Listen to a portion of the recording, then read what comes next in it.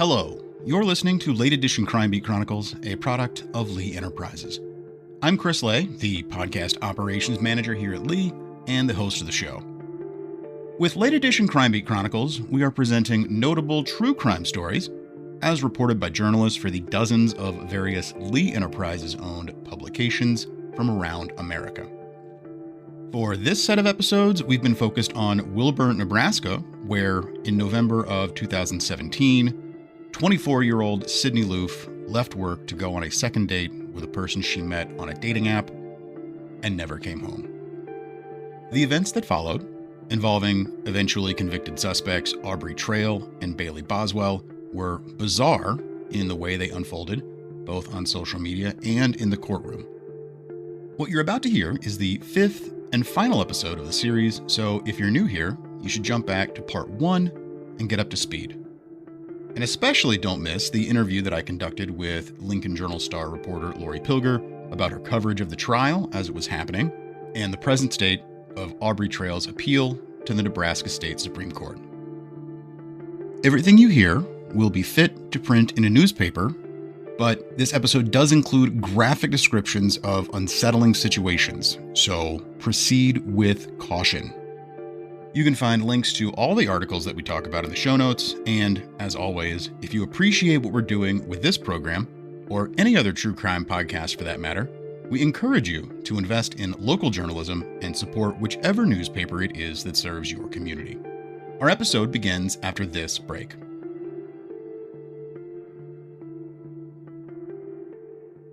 July 2nd, 2019.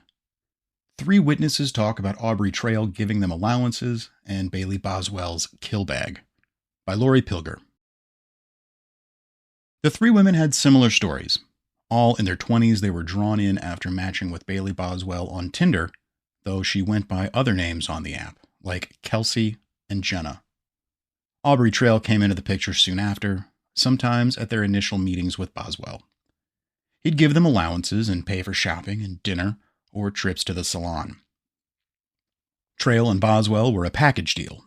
Sex came first, then talk of torture and killing, the women described in testimony on Tuesday. The 3, identified here with the initials AH, AG, and KB, took the stand one at a time to testify about the months and days leading up to and following Loofe's disappearance after she went on her own date with Boswell. Before the trial began, Saline County District Judge Vicki Johnson issued an order barring media from recording video or audio of the women's testimony for privacy reasons.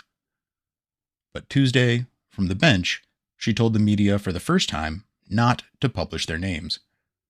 AH spoke of Boswell having a kill bag, a hammer and pliers inside, and joyfully talking about wanting to pull off people's fingernails and cut off their eyelids as she tortured them.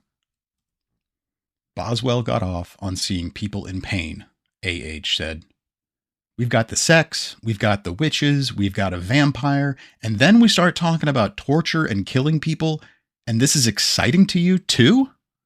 Trail's attorney, Ben Murray, asked her. Yes, she agreed. AH said Trail had talked about breathing in someone's last breath, something he'd said he'd never done, but Boswell had. If I told you this came straight from a Stephen King book, would you believe it? Murray asked her. Yes, she said. It's called Feeding on Steam, from Dr. Sleep, he said. AH admitted she was okay with killing someone, even excited about the idea, and actually wanted to kill a woman she'd seen at a Walmart in Beatrice, who had met Boswell on Tinder also. So you wanted all this stuff, the torture, the killing, the breathing in the steam, Murray asked AH. She said she did. But in the end, when she was supposed to kill another girl in the group, AG, she didn't want to do it. She didn't want to steal for Trail and Boswell either, she said. While AH said she believed what they said about special powers and flying and reading minds, the other 2 women were more skeptical. AG, who has since moved out of state, said she didn't believe it when Trail claimed to be a vampire and showed her how he could hypnotize Boswell, who she knew as Jenna. When they talked about witchcraft or killing, she said she didn't respond, she just listened. AG said Boswell told her that there was a lot faster way to get more money, quote, that involved murder and stuff like that, unquote. It wasn't stuff I was comfortable with, she said. AG said she didn't see them do anything like that, but Boswell and Trail talked about having to kill for sacrifices. They were talking more and more about killing someone, AG said, and she believed that part of their story might be true. AG said she was supposed to do a cocaine run with Boswell and Trail on November 18th, 2017, in exchange for $15,000. When she didn't hear from them, she was okay with it. She'd been trying to distance herself from them, but wanted to keep things on good terms. She said they'd hinted it would be easy to target her. She said she brought them an apple cake at her last visit, which, at first, she said was November 16th, the day Loofe's remains were dismembered and dumped in rural Clay County. She later said she was mixed up on dates. It must have been a couple of weeks sooner. So, you weren't involved in the killing or dismembering of Sydney Loofe? State Assistant Attorney General Mike Guinan asked her. No, AG answered. KB said Trail had told her if she ever stole from him, he'd kill her and her whole family. It scared her, but she didn't think much of it at the time. People say stupid things, she said. She said she was in a dominant, submissive relationship with Boswell and sometimes wore a pink collar and leash that Boswell bought her. She said Boswell got off on talk of torture and once asked her if she would kill for her. KB said she told her no. When Boswell and Trail picked her up on November 17th, 2017, to go to a casino in Council Bluffs, Iowa, they seemed quieter, tense even. She said she agreed to go to Grand Island with them on a cocaine run that would mean $25,000 for her. But by November 21st, 2017, Aubrey Trail hadn't found the drugs, which he said were supposed to be dropped from a plane, so they decided to go to Kearney. Boswell wanted to find someone to torture and kill, KB said. It was Thanksgiving break, and Boswell and Trail figured it would be easier to find someone who wouldn't be missed, she said. They checked into a hotel there on November 22nd, but then KB got a voicemail from a Lincoln police officer on her cell phone. I was, for the first time, super scared, she said, and showed it. The three left town right away. When KB found out she had been reported missing in Omaha, she called to say she was fine. She went home the next day. When Murray asked her if she had any idea how that pink leash ended up at the scene where Loofe's body was found, she said she didn't know. Is it possible that you helped dispose of a body? He asked KB. I don't know, she answered. There were chunks of a day later in the week of Loofe's disappearance that she can't remember. Until meeting with prosecutors recently, KB said, she thought she might have been there and repressed the memory. Trail says Loofe's death was an accident. The state alleges that it was murder and is seeking the death penalty. Aubrey Trail hasn't been in the courtroom since June 24th, when he said Boswell was innocent and slashed at his throat with a sharp object.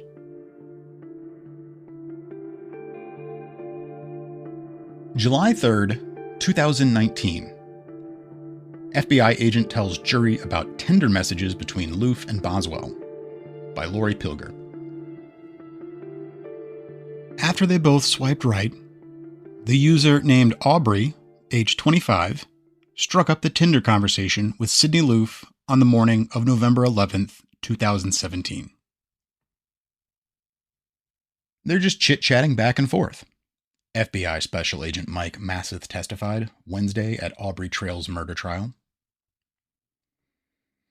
In those first few exchanges on a Saturday, Loofe, Bailey Boswell's 27th Tinder match, says that she lives in Lincoln but is from Neligh and at home with family for the weekend.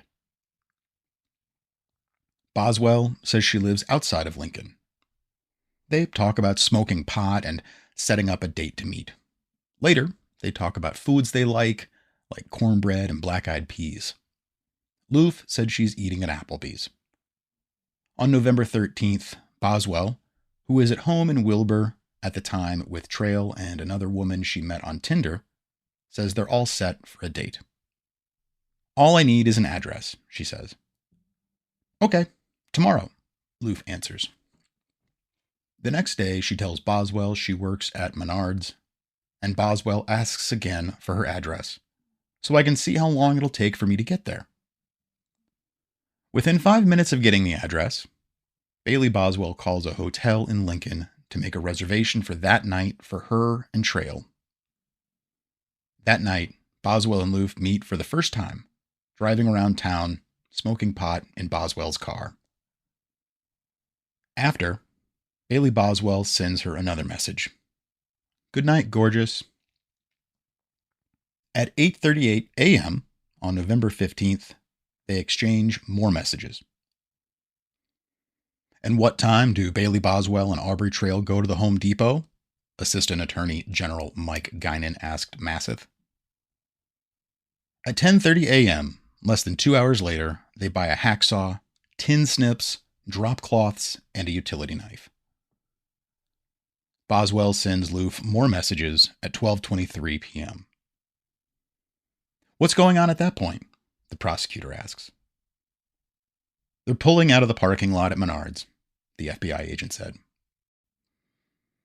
That's where Trail had been caught on a surveillance camera going into the home improvement store in North Lincoln as Loofe, who was working, walked out to the guard shack. Trail looked back twice, over his shoulder, after their paths nearly crossed. In Tinder messages, Boswell and Loofe go on to talk about meeting at 7 to cruise around town, smoke, and get to know each other. Even about maybe going to a casino over the weekend. Loofe asks if it will be just the two of them on the date. Of course, Boswell says. Their last Tinder communication comes at 6:54 p.m. on November 15th, 2017. Here, Boswell says, signaling her arrival to pick Loofe up from her apartment. About an hour and a half later, Sydney Loofe's phone will go off near Wilber, the last place it was traced. July 8th, 2019. Expert says hacksaw, like one Trail bought hours before Loofe's death, was used to dismember her. By Lori Pilger. Before the pathologist took the stand here on Monday, Saline County District Judge Vicki Johnson warned jurors it would be difficult to look at the photos that would be part of the doctor's presentation. But it was important to see them to understand the state's contention, she told them. On two large screens behind counsel tables, pointed towards the judge's bench and away from courtgoers, jurors glanced up as Dr. Michelle Eliffe pointed out details. First from the x-rays, then the photos from Sydney Loofe's autopsy on December 7th, 2017. George Loofe, Sydney's father, sat in the front row, where he's been every day, except for when prosecutors played a 3-hour-plus video of an interrogation of Aubrey Trail. On Monday morning, the state asked Eliffe about signs that she saw during the autopsy that could suggest Loofe had struggled.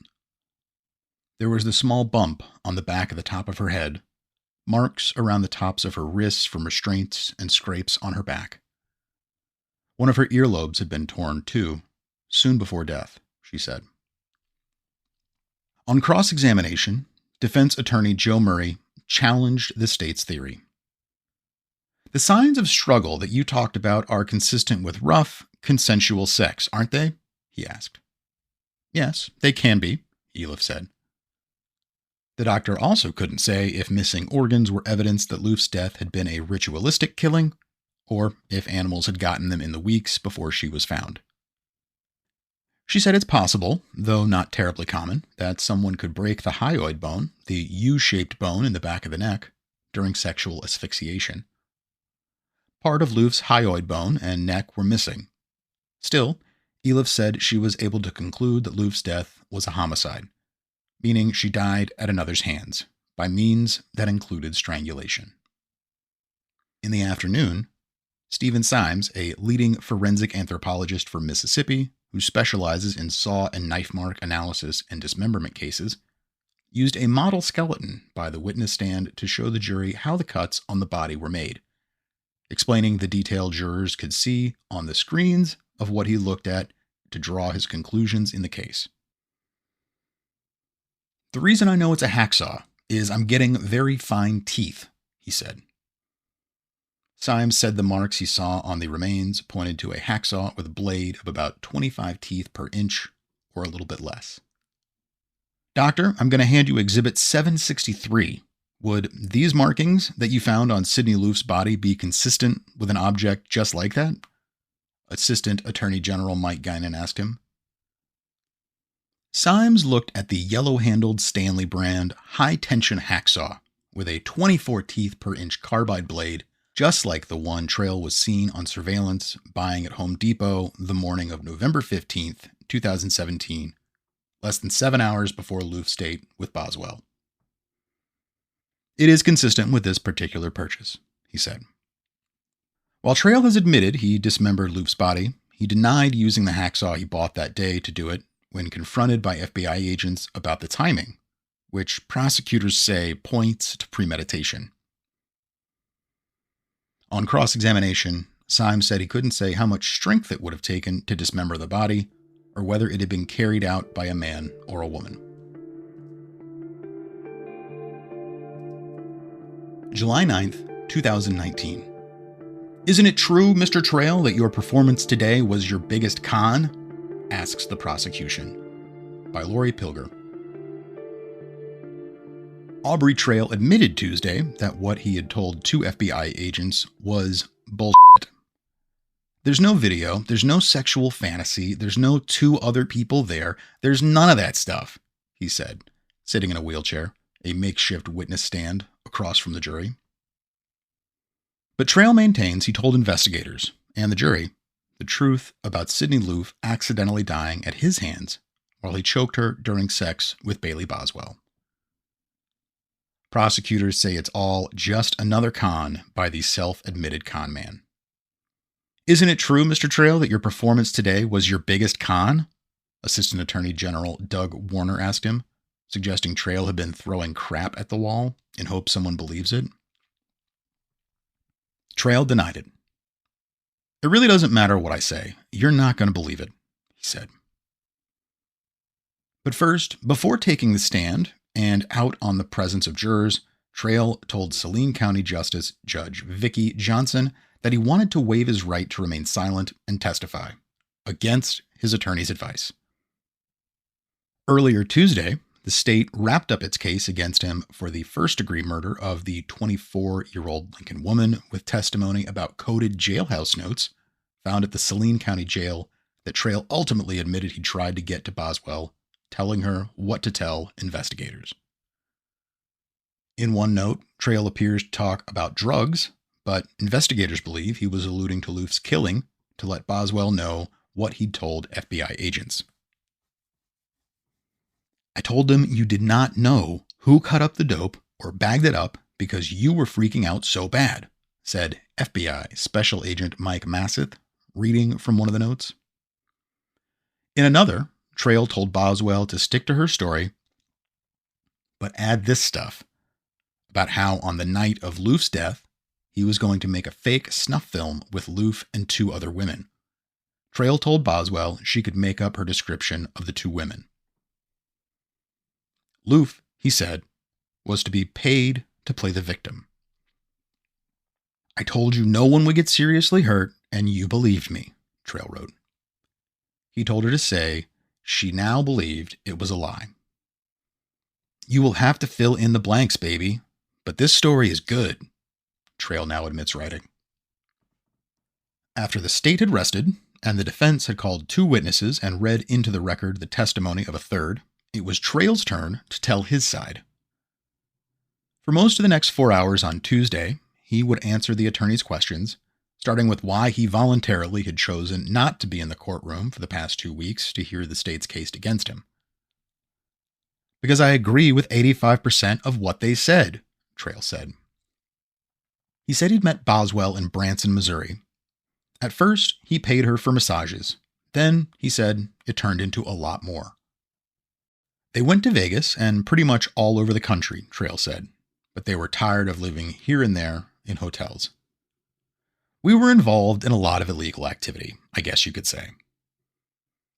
The law hadn't caught up to them yet for conning a Kansas couple of nearly $500,000 over a counterfeit coin, and they wanted to settle down. In June 2017, they moved into a basement rental apartment half a mile from the courthouse in Wilber.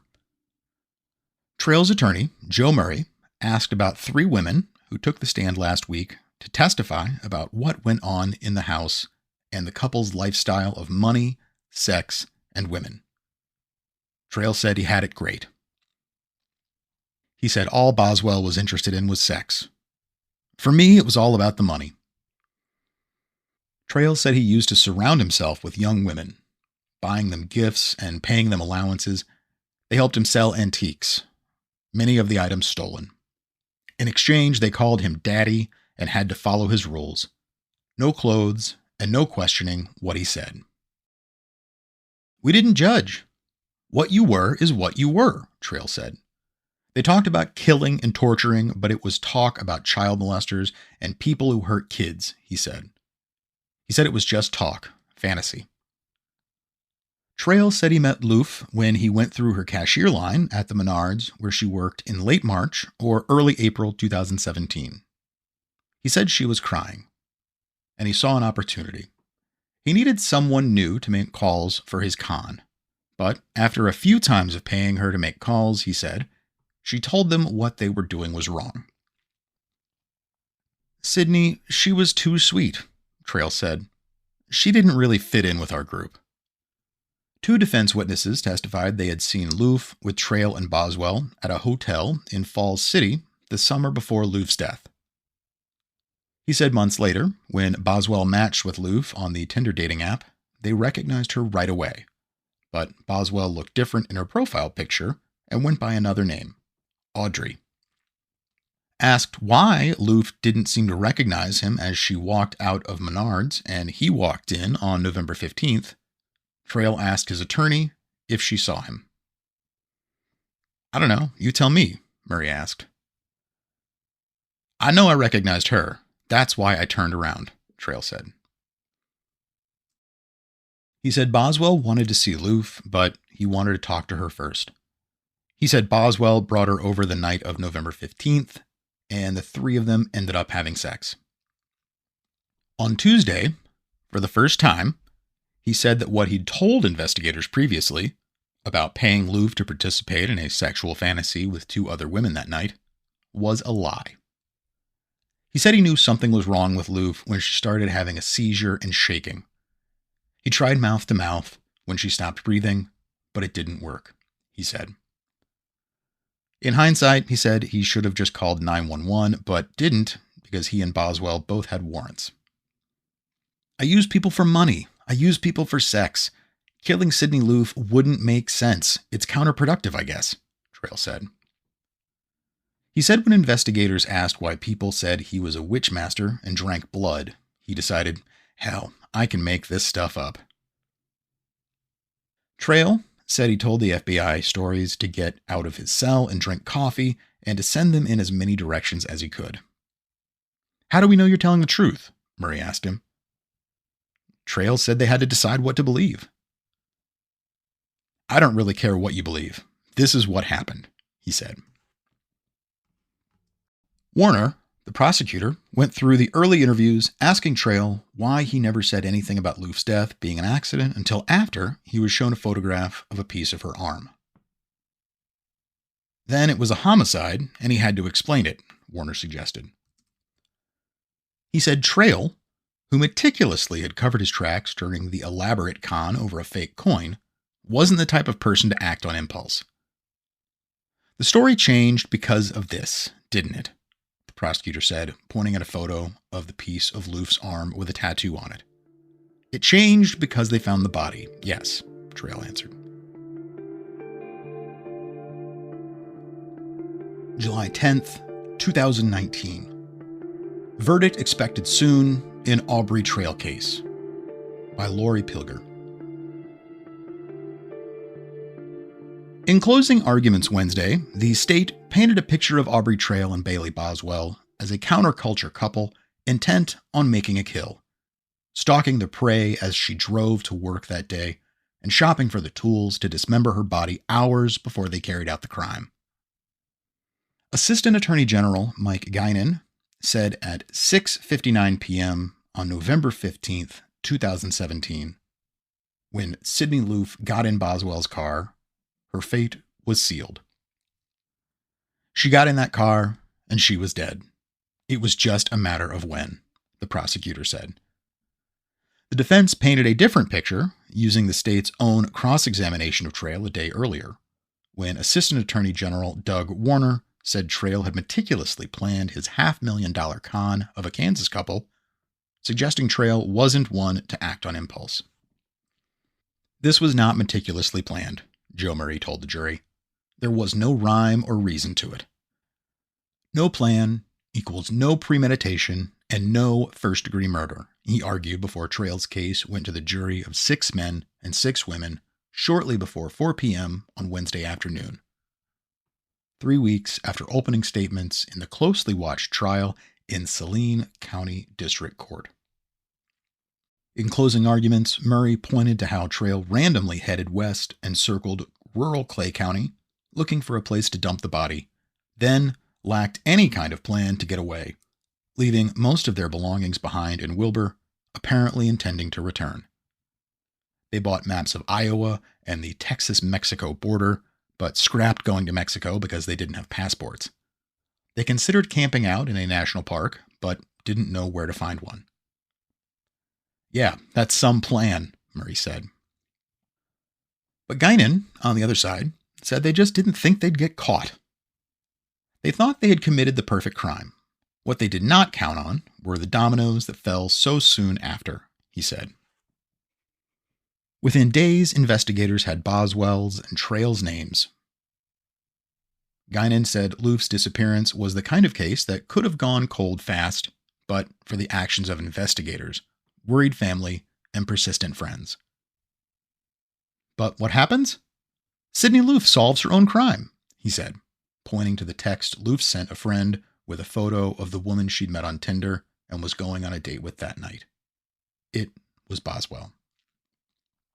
Guinan said Boswell had isolated Loofe the night of her death, first taking her away from her home and friends in Lincoln to the couple's basement apartment in Wilber, and then taking away her last lifeline, her phone. This is clearly not some sexual fantasy gone wrong. This is a premeditated murder gone right, he said. Guinan contends that between 8:08 p.m. that night, when Loofe's phone connected with a cell phone tower near Wilber, and 8:40, when her mom sent a text that was never received, she died. They had her there, and they pounced on her, he said. Not by mistake, not by accident, Guinan said. He said she was intentionally killed, backed up by evidence during the autopsy, and pointed to Loofe fighting to survive. Scrapes and bruising on her back and shoulder, and a bump on her head. But it was 2 against 1, and one of them was Trail, a 300-pound man. Guinan said he believes Trail and Boswell followed Loofe to work at noon that day, and that Trail went inside, passing within feet of her, intending to see who they were going to kill. The two of them had been planning, scheming, and lusting after, desiring a murder for months. That's what we have here, he said. Then they dismember her, cutting her into at least 14 pieces, something that Guinan suggested was gratuitous. Do you do that much work to get rid of a body? He posed. Then they disposed of Loofe's body on the side of the road like it was garbage. The next day, they went to a casino where, over the next 2 days, they gambled and played strip poker at a hotel room with another woman and talked about killing more people, Guinan said. Murray said it was just that, talk, and much of it coming from the Stephen King book Dr. Sleep. We've got a bizarre cast of characters in this case. You don't need me to tell you that, the defense attorney told the jury. There was the young woman fascinated by serial killers and torture who sometimes liked to act like a cat, wearing a collar and nothing else, and eating out of a pet dish on the floor, and another young woman who, minutes after meeting Trail, told him she wanted her stepdad who abused her years earlier killed. There was a lot of talk by these people about a lot of things, but nothing ever acted on, Murray said. Trail's attorney said he didn't particularly like his client, who he admitted had blindsided him a day earlier by changing his story while testifying, but Trail still maintained the strangulation was an accident. The forensic pathologist can't tell if the death was accidental or intentional. I suggest neither can you, Murray said. Guinan said it wasn't just the pathologist's findings, which were consistent with Loofe's death being intentional. It was all the rest of the evidence too. The women who were part of their group testified that Trail and Boswell had talked for months about wanting to kill. Who's credible? Aubrey Trail? The prosecutor said. He changed the story about the death of Sydney Loofe before your eyes. Jurors were told they could keep deliberating until 9 p.m. Shortly before 7 p.m., lawyers were told the jury had reached a verdict. Aubrey Trail was convicted and sentenced to death for Sydney Loofe's murder. His conviction was appealed all the way to the Nebraska State Supreme Court, where it was argued before the justices on September 1st of this year, with their ruling yet to be announced. Bailey Boswell received an automatic life sentence, plus 50 years for conspiracy to commit murder, and 2 years for unlawful disposal of human remains, the maximum penalty for each count. As I said earlier, you can find links to the articles that we referenced in the show notes. We are already very hard at work on our next series with a new co-host, so look forward to more info about that very soon, and make sure that you're subscribed to the show wherever you get your podcasts. Late Edition Crime Beat Chronicles is a product of Lee Enterprises. It is produced, recorded, edited, and hosted by myself, Chris Lay, with articles for previous episodes of the season read and recorded by Matt McGrath. Thank you so much, Matt, for all the hours you spent recording all those. As always, if you appreciate... Make a difference. Relish a great work-life balance. Enjoy generous benefits and competitive pay. Go home each night feeling fulfilled by your work. Work for an employer of choice. Work for Blue Ridge Hospice. We're always looking to hire compassionate RNs, CNAs, or anyone interested in office or thrift shop work. We've been your not-for-profit community hospice since 1981. Visit our website for more information or to apply today at blueridgehospice.org. That's blueridgehospice.org. Blue Ridge Hospice is an equal opportunity employer. What we're doing with this program, we encourage you to invest in local journalism and support whichever newspaper it is that serves your community.